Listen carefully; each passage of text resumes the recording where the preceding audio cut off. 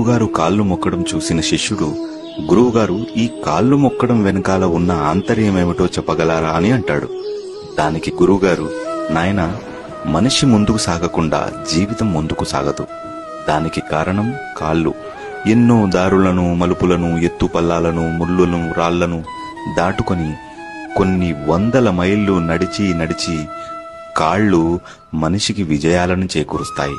కాబట్టి హిందూ సాంప్రదాయ ప్రకారం ఇలా కాళ్లను స్పర్శించడం గౌరవంగా భావిస్తారు. పాదాభివందనం 3 రకాలుగా ఉంటుంది.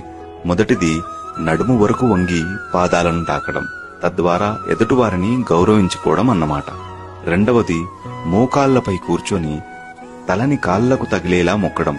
ఇది ఆప్యాయతతో మనసు అంతరంగంలోంచి ఇష్టపూర్వకంగా వచ్చే గౌరవాన్ని చూపించడం. మూడవది పూర్తిగా నేలపైన పడుకొని 2 చేతులను జోడించి కాళ్లకు వందనం. దీన్ని సాష్టాంగ నమస్కారం కూడా అంటారు. ఇది అత్యున్నతమైన భావాన్ని, దైవ స్వరూపులైన వారికి వ్యక్తం చేయడం.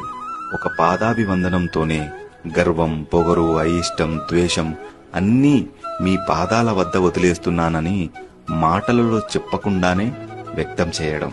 తరచుగా మనం పండుగలలో, పుట్టినరోజుల్లో, పరీక్షా సమయాల్లో, ఇంకా ఏదైనా ముఖ్యమైన పనిని చేయబోతున్నప్పుడు పెద్దవారి అనుకూల శక్తిని ఆశీస్సుల రూపంలో పొందడం వల్ల ఆత్మస్థైర్యం లభిస్తుంది. పాదాభివందనం పొందుతున్నవారు ఎలాంటి వారైనా సరే, చివరకు శత్రువైనా సరే పాదస్పర్శ చేస్తే నీకు శుభం కలగాలని దీవిస్తాడు. అంత గొప్పది ఈ పాదస్పర్శ.